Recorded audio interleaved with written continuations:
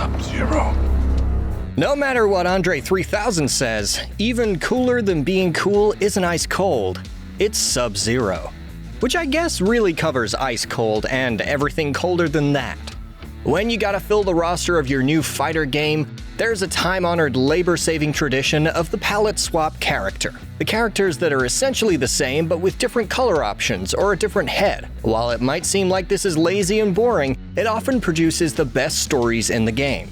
That's especially true in the case of the BMX-look ninjas in Mortal Kombat, Scorpion and his mortal enemy, Sub-Zero.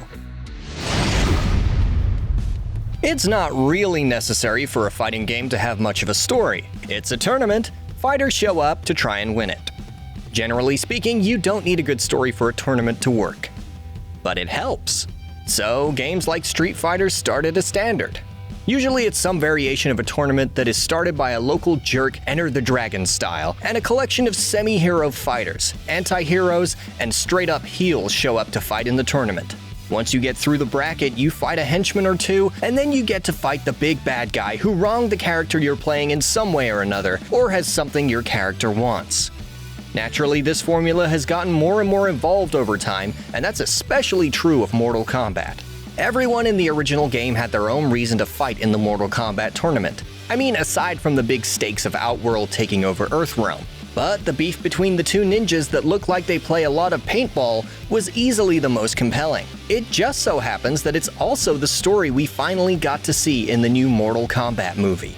So, spoilers for the new Mortal Kombat movie and a video game that came out almost 30 years ago.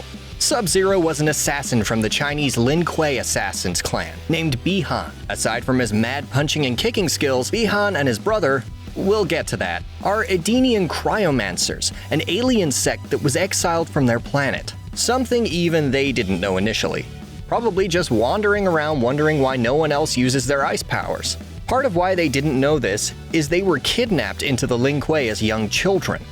At least as of the 2011 Mortal Kombat reboot. While assassins generally kill for money, there was one group of people they'd killed pro bono, and that was the ninja clan Shirai Ryu. Bi-Han took that beef seriously and killed Hanzo Hazashi, as well as his whole family, or so he thought.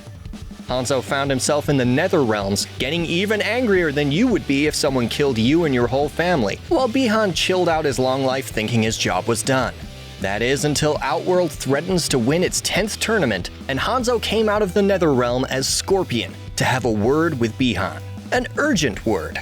While the ending of a fighting game really depends on what character you pick and how peak your skills are, the story of Mortal Kombat is that Scorpion gets revenge on Sub-Zero. You'd think that that would be the story of Bi-Han, but I mean, the game has been around for 30 years and Sub-Zero is still a marquee character. Bi-Han's brother turned out to not be a fan of his brother's death, and himself took up the mantle of Sub-Zero. From Mortal Kombat 2 on, Sub-Zero was mostly Kui Liang. For the most part, this is the Sub-Zero most of us know. To separate himself from his brother, Kui Liang has a stylish scar over his eye. The younger Sub-Zero, Kui Liang, didn't carry his older brother's big hate for Scorpion. In fact, when Liang spares an opponent, Scorpion realizes that this isn't the Sub-Zero he already killed, and decides to help this Sub-Zero survive to make up for killing the last one. That doesn't mean his troubles were over. His assassin clan went on in cybernetic enhancement, as you do, which wasn't something that sat well with Sub-Zero.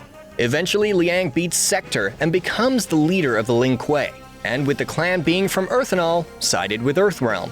Kronika decides at some point that the whole cyber thing deserves another try, forcing Sub-Zero to team up with the other Earthrealmers to, of course, win the tournament.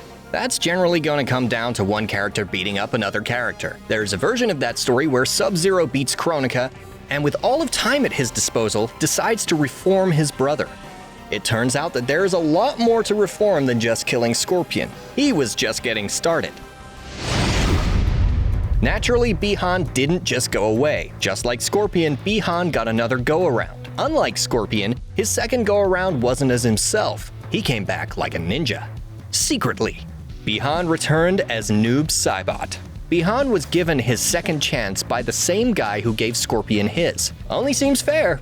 It's just that this time, wanting to get more out of the exchange, he stripped Bihan of everything that made him human, like compassion, which he wasn't exactly overflowing with. It worked too well. Noob Saibot was so into the netherworld, he became convinced he should run the place.